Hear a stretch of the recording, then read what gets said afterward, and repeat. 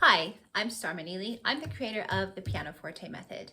Today I'm going to talk all about teaching major scales in the piano lesson. So we're all about major scales, the circle of fifths, and ways that the PianoForte method supports learning and teaching major scales.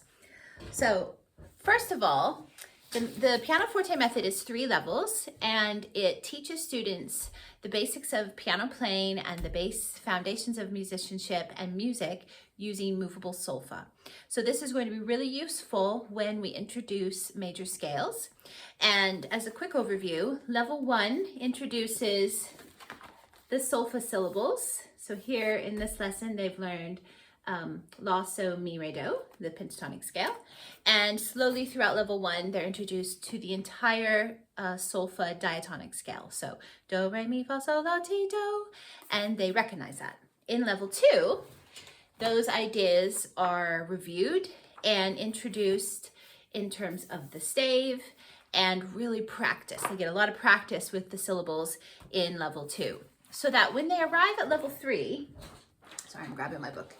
When they arrive at level 3, they know all of those solfa syllables, and level 3 begins to add some more complexities in the actual piano playing and in some of the score reading, and it is in level 3 that I feel they're ready for major scales.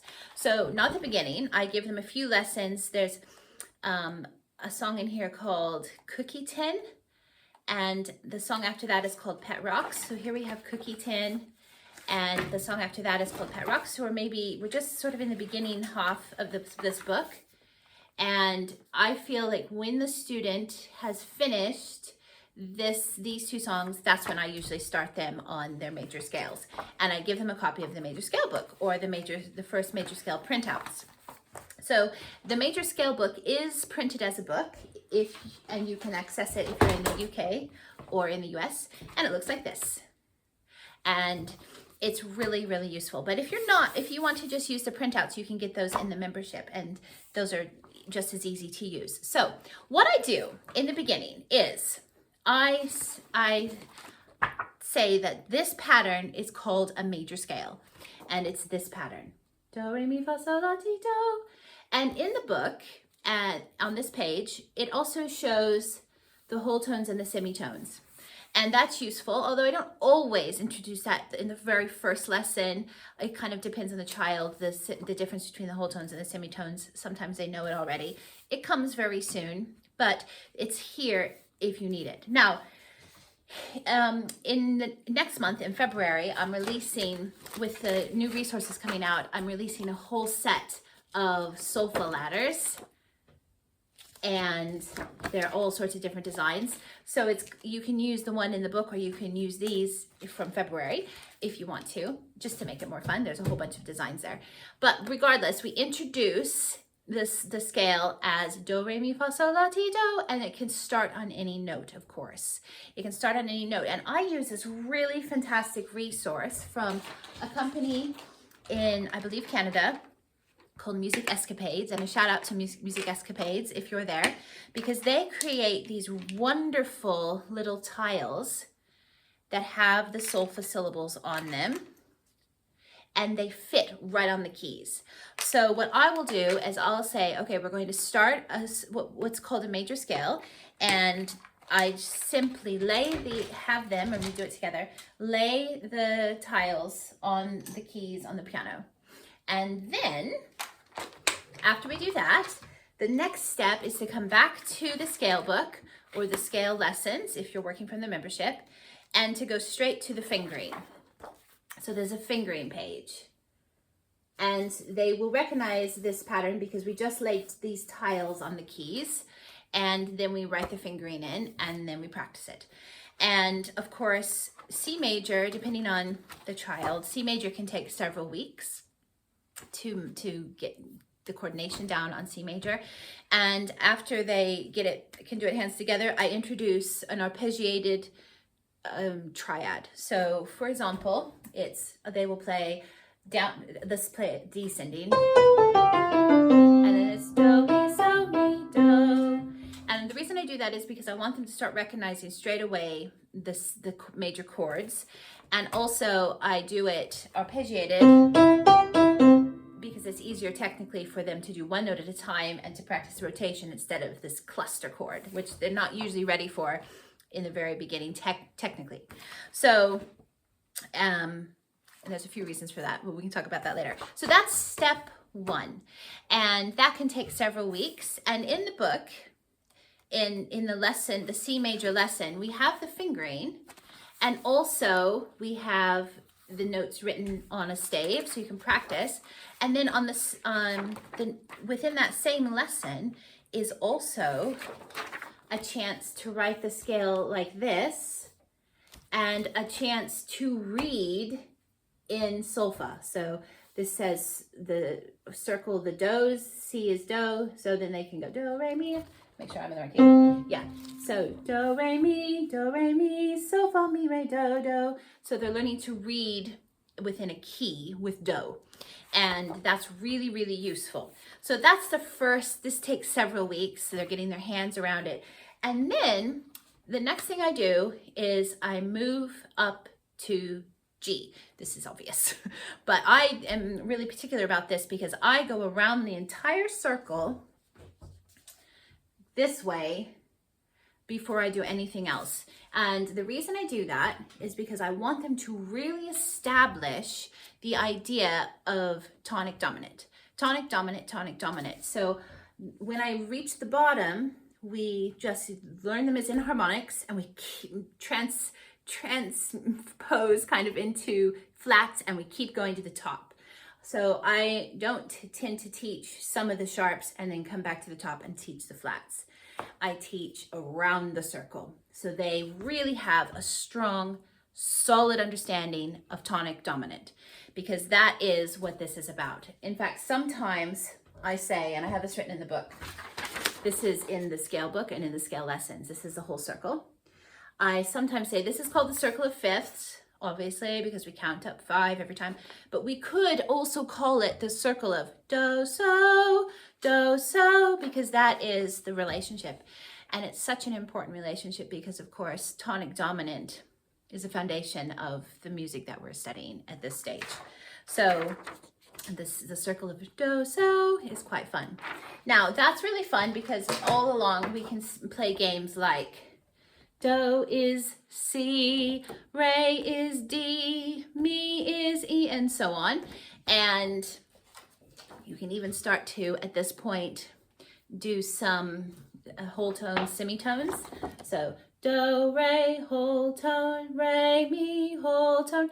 So they can start to hear those differences. Now in March, I'm releasing a semitone resource to help them hear semitones. But basically, we kind of want them to understand that there's a difference between semitones and whole tones and that the scale is built on a pattern. Because when we get to G, I pull out the tiles and I have them lay a scale on using the little tiles. And then they will naturally lay a G scale minus the F sharp. And then I ask them which note is wrong, which note sounds incorrect. They will point out the F, and then I say that's because we need to have a semitone between the T and do, so we raise F up. And so we're always raising the leading tone, and that is consistent then all around the circle. So that's how we manage that. Now, there is a resource that's out new this month, and that is the key signature cards. The flashcards, sorry, it's a bit shiny. The key signature flashcards. So I do use these in several different ways. So literally it's just the key signature on the back, and we have all of them, including enharmonics. So that's C flat and G and C sharp. So all those flats and all those sharps. So eventually I will give these to them, ask them to scramble them up. I'll give every child a set when they're ready, and they scramble them up and they set them down and they flip it over and they have to work out which scale it is, what key it's in. And I do this by making them count, not by what's the last sharp. You can do that, especially in sharps because it's the leading tone. But I literally say it's 3 sharps. Let's move up, do, so. Do, C had 0. The dominant of C was G. G had 1. The dominant of G is D. D has 2, and so on. I make them count all the way around, and I even do that with the flats. And I just make them do it that way so that they have a really strong, solid understanding of moving by fifth around the circle. And you can choose to do it in any way that's working for you, but that's how I do it. And you know, some of the flat fingering, so I think I always find the A flat and E flat fingering, we can spend a few more weeks on that than the others. And so sometimes when I'm working through the flats, we will scramble the flat key signatures up as we go through the flat. Sometimes I just focus on, as we're going around, just the few that we're working on. But eventually they should be able to recognize all of the key signatures just by knowing them, instead of having to do some kind of elaborate trick on counting which one is the last one. They should literally know that 6 flats is G flat. I mean, there's only, when you use enharmonics, there's only 15. They can memorize 15 things with practice. So by the time they get around the whole circle, they really do know all the tonic and dominant chords. And then we can get into some more elaborate chord reading and chord chart reading, which also is coming out in the February. We have something fun coming out in the February membership, reading nemelody and chord accompaniments. So that is how I introduce scales in the beginning in the PianoForte method when they've arrived midway through level 3. And I find that scales can take quite a long time, like a whole academic year to get through all of them, sometimes a bit longer. And then I often do things like go back and do them all 2 octaves, go back and do them contra motion, and scales become a really serious part of every single lesson, and they really understand what they're doing harmonically.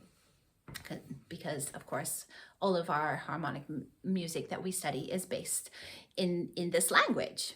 So that's how I do it. So we have the key signature cards are, sorry, it's so shiny. The key signature cards are currently in the membership. They're shiny because I've laminated them. You can also print them on hard cardstock. The Solfa ladder posters. This is a sneak peek because these aren't out yet. These come out in February. These are fun. I have so many designs, and to help them see them as a ladder, I'm gonna have a special video on just these in a while, because how I use these is fun. And we have 3 levels of PianoForte books, and of course the scale book, which is just fantastic. And you'll see that, I'll just show you, like if you're reading in the key of G, it's G because it has 1 sharp, and Do is G, and so you can sing in Solfa, and that's the basis of it. So that is major scales in the PianoForte method. Let me know if you have any questions, because this is one of my favorite topics. See you later.